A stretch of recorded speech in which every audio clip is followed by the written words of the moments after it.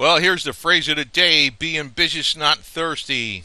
Words of wisdom you can live by, right? Anyway, hey, I want to point out something. I always had a question about something, and this really relates to a lot of the doom and gloom stuff that goes on around the silver community and all that. Why are you buying precious metals anyway? They're hard and fast precious metals. It's for a problem in the economy or with the fiat dollar, right? Well, I'm going to tell you, there's actually quite a bit of truth that's coming around, and I know we see the physical impossibility that we're going to be coming up to $20 trillion worth of debt, and I don't know, maybe Trump's going to be holding the bag. I know Henry Kissinger was visiting him recently, and he just fired James Comey. And he said James Comey should have went after Hillary Clinton. So, that could be stuff right there that you think the insiders don't. Well, they definitely don't want him around, but and I assume he's kind of playing. He's got to compromise somewhat, or else they get rid of him real quick. But you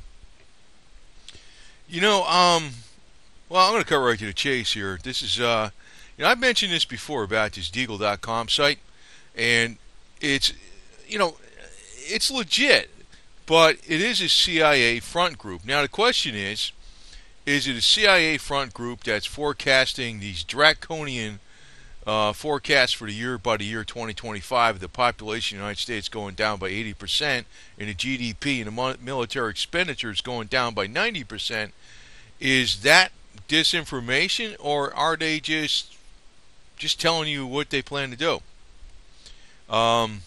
And they actually don't say that they know this for sure, but they're comparing the United States to what the Soviet Union was in the 80s until the stuff hit the fan and everything started falling apart in the late 80s and early 90s. Now, I think that was all planned too, but then again, the United States going down might be planned too. But here they say, sources say that Deagle is some kind of organization as like Zapata Oil.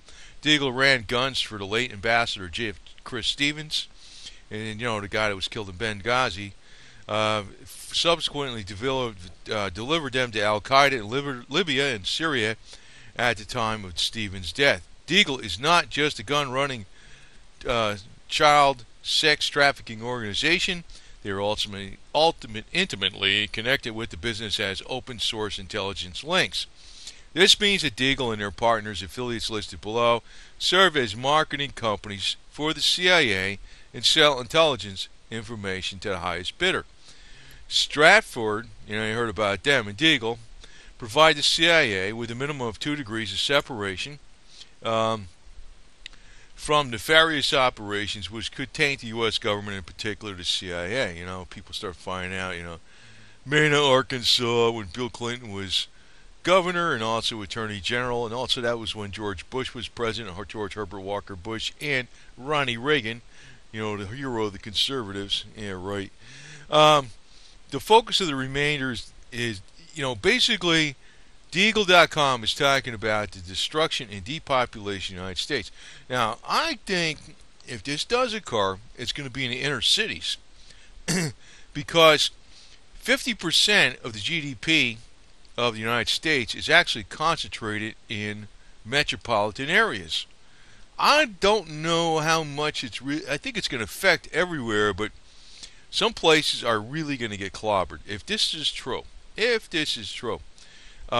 girls just want to have funds. That's why you want to have silver, right? Because the funny money just might be going to, not oblivion, but it'll be the currency of our nation, the U.S. dollars, but it's not going to be have too much purchasing power. It still sounds ludicrous today, and actually what I'm thinking is I'd feel like we are in the upswing now if we already had our market correction, which is way overdue in the equities markets. We've been on the longest bull run in history, longer than the 1920s. It was only a couple years ago or so where it was the third longest bull run in history. That was exceeded by the 1920s bull run and the bull run that led up to the October surprise of 1987. That brought the markets down. Now we're in the longest bull run in U.S. stock market history. That's not too good because, you need this healthy correction to, you know, and I think the longer they're pumping this crap up, the worse it's going to come down. Now, what I think, though, is that this might be planned. The only bright spot in the whole freaking U.S. company, in the whole U.S. country, is the U.S. equities. They've been going up, up, up, and I don't know how, because even when they're back when the Dow was 18,000, they were saying the PE ratios, the price earnings ratios, were vastly skewed.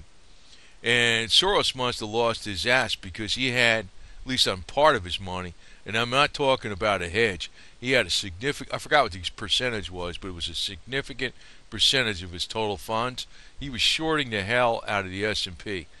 Didn't happen.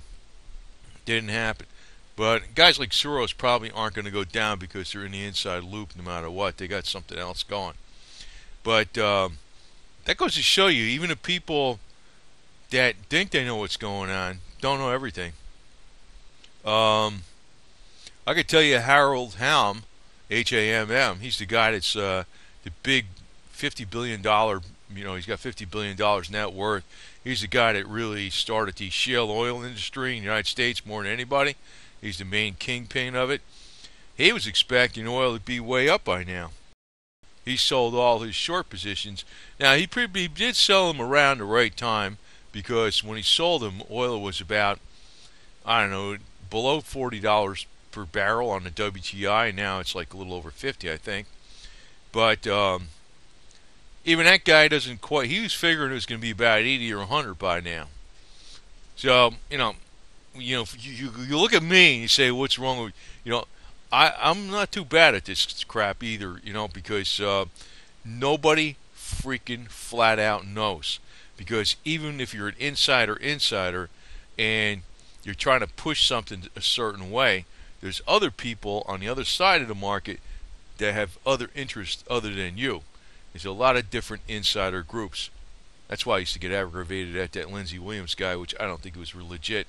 Only when what's his face was around, Ken Fromm, whatever his name was. I think he was legit then. But as far as what's coming up, this Deagle.com prediction is not set in stone. They openly state they're not sure. And my opinion is they're warning us. There is a lot of similarities between the United States and Russia in the 1980s and what's going on right now. Russia was building up its military in the 1980s, in the mid-80s. Everything looked super strong. Then all of a sudden, they hit the cash crunch, the cash flow crunch. I noticed even just a couple years ago, they were using Belgium to sell the bonds, because the U.S. Treasuries, to keep the price of the worth of the U.S. Treasuries up there. Now, if that starts coming down, because there's direct trade going on between China and Russia for oil, bypassing the dollar. The Saudis are starting to deal with China, doing direct trade for Chinese yuan or gold versus using the U.S. dollar because of the deal that was set up between China and Russia. I don't understand how the hell the dollar is keeping its astronomically high index in comparison to other currencies right now. But it could be like everything else. I used to wonder how the hell they were charging so much money for construction and jacking up the price tens of thousands of dollars every 2 months like it was nothing. And you know what happened? All of a sudden it went the other way around, where you couldn't build something for even just pure director instruction costs for the price that the market was bearing. And I think that's the same kind of deal that's going to happen, whereby the U.S. treasuries are going to be, market's going to be oversaturated with U.S. treasuries. And that's what's going to make the government lose its borrowing power. Now, I also mentioned the only thing that's actually keeping the United States government up and afloat is the borrowing power. And I did this on other videos. I mentioned, like, for one, you know, in 1913 they passed the 16th Amendment, which established the IRS and the direct tax on income. And then, you know, the bottom rung was 1%. That's what the tax was. It was no filing jointly, head of household, no deductions. And a lot of people didn't even file because there's no electronic methods to see what you did. People were getting paid cash, and you know, a lot of people just ignored it.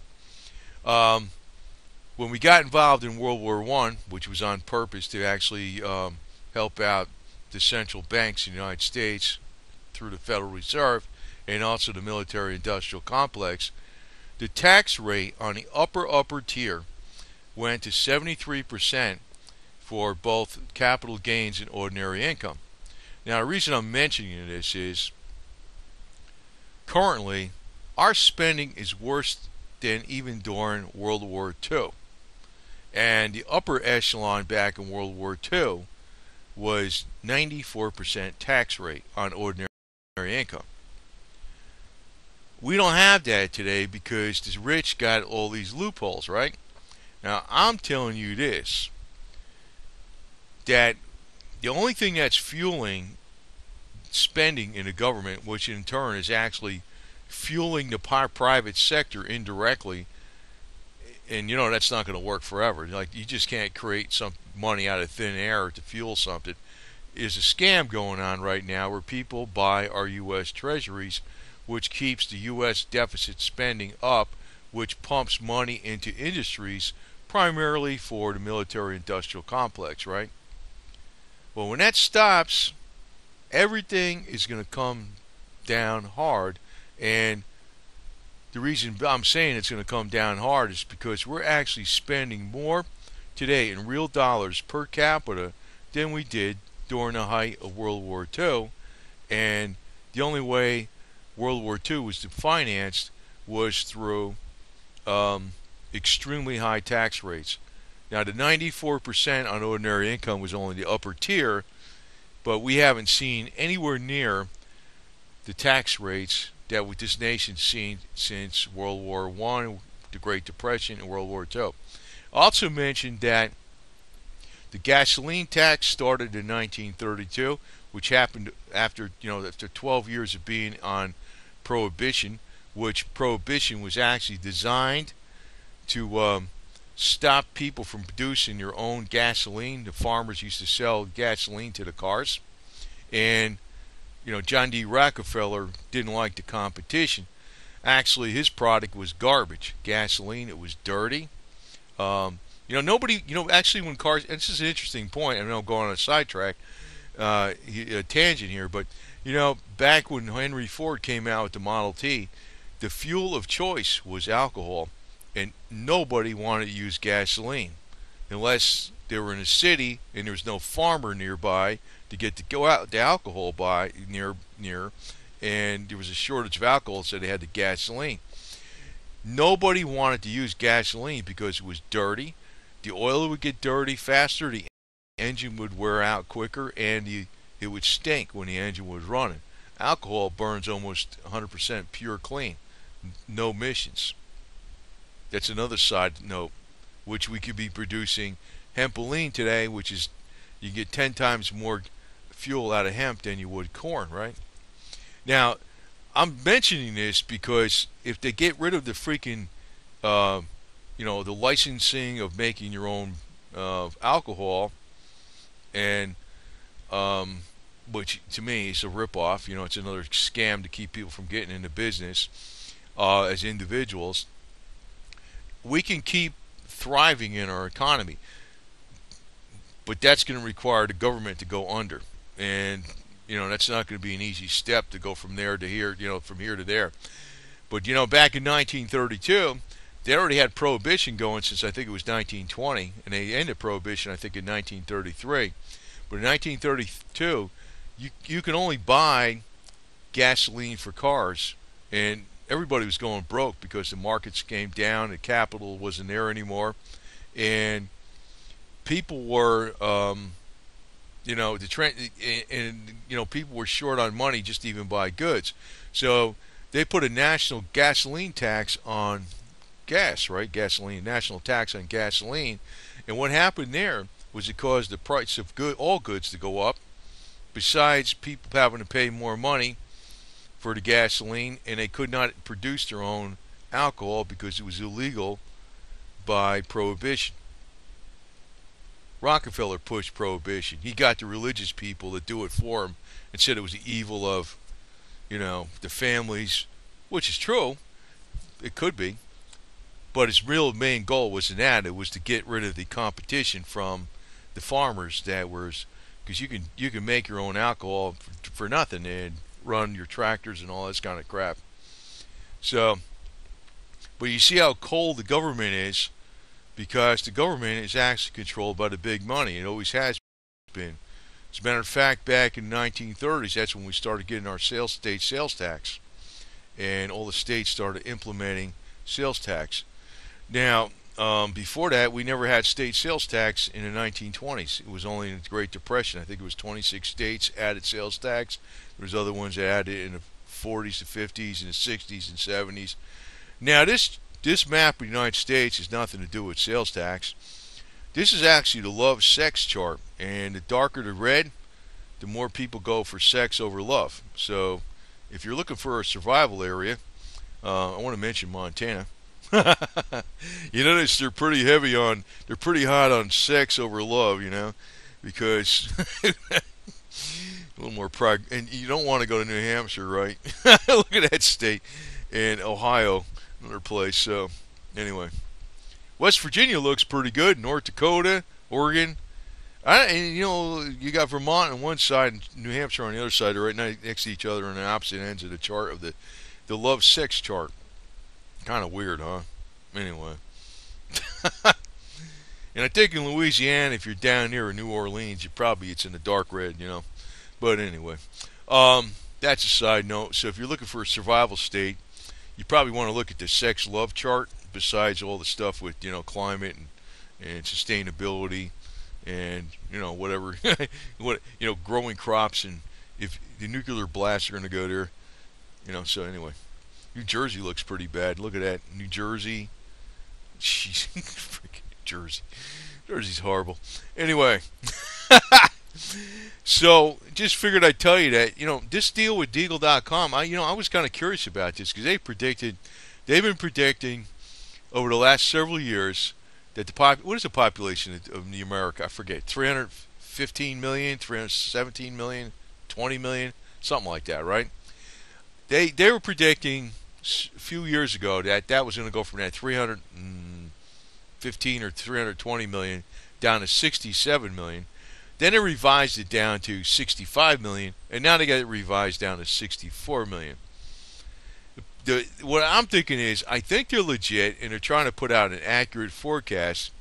I don't know if they honestly admit they don't know. But the fact that they keep revising the forecast further downward tells me the country's not going in the right direction.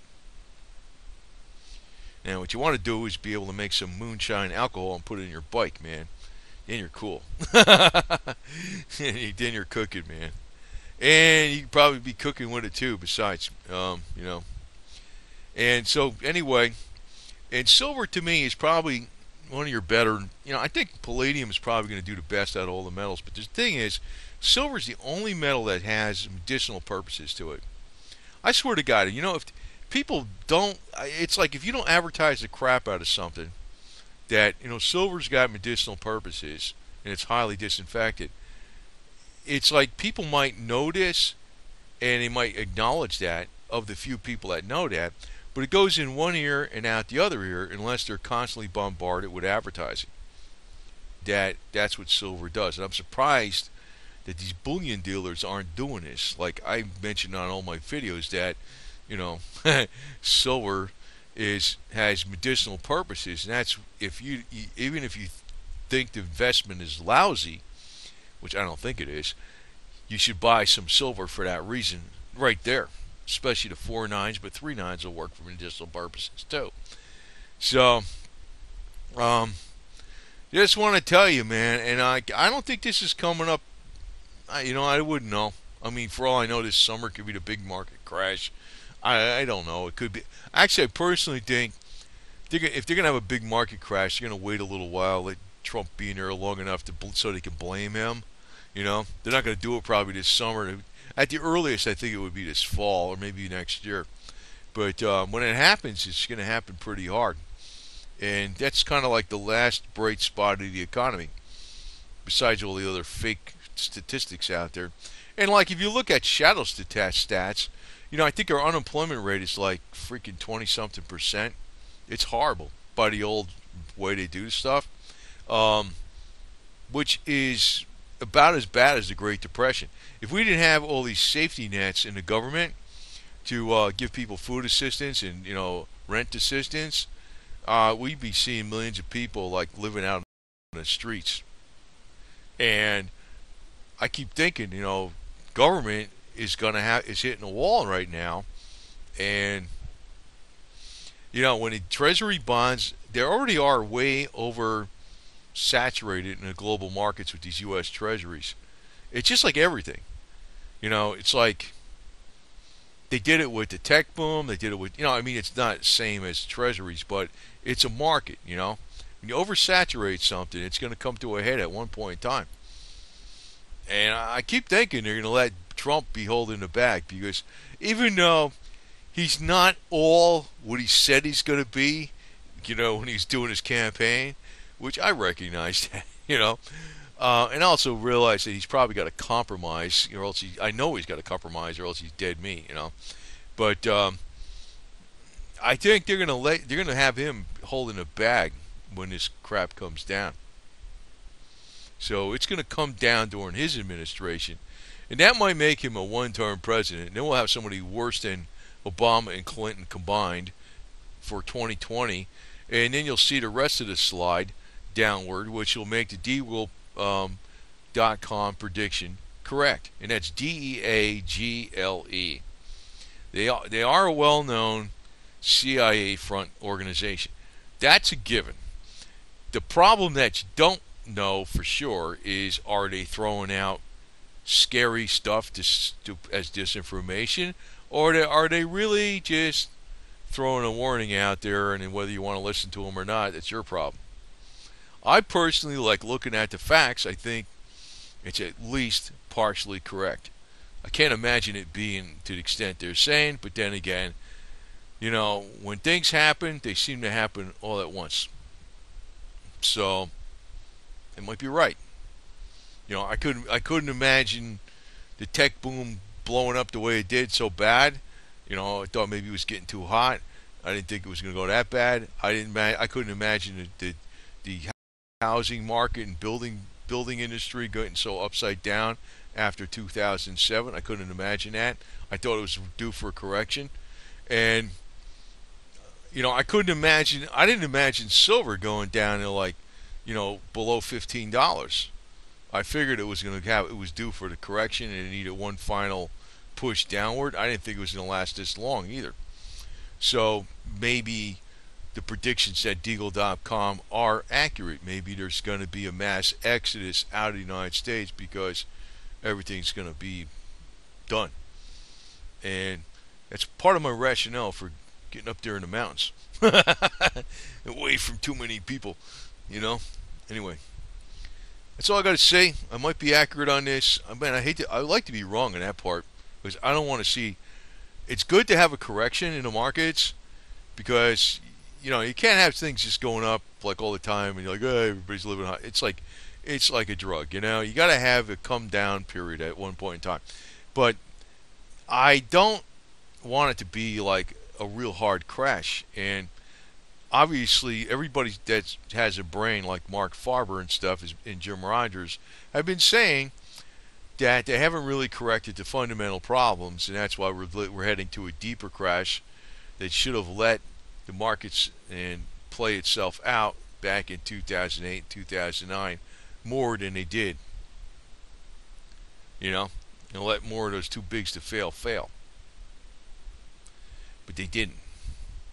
So, I'll tell you, it's taken a hell of a lot longer than I thought. But I think, Just want to point out about that Deagle.com site again. Um, they are not.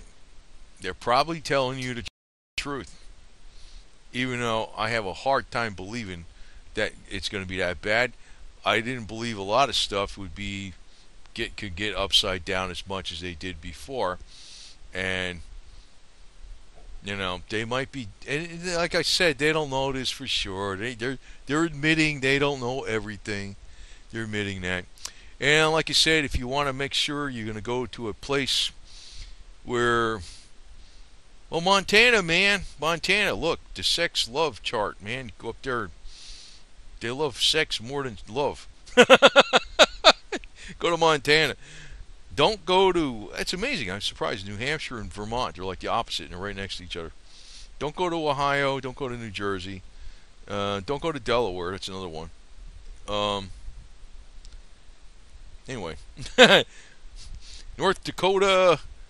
What do we got here? Wyoming, Oregon. Looks pretty good. Anyway, over now.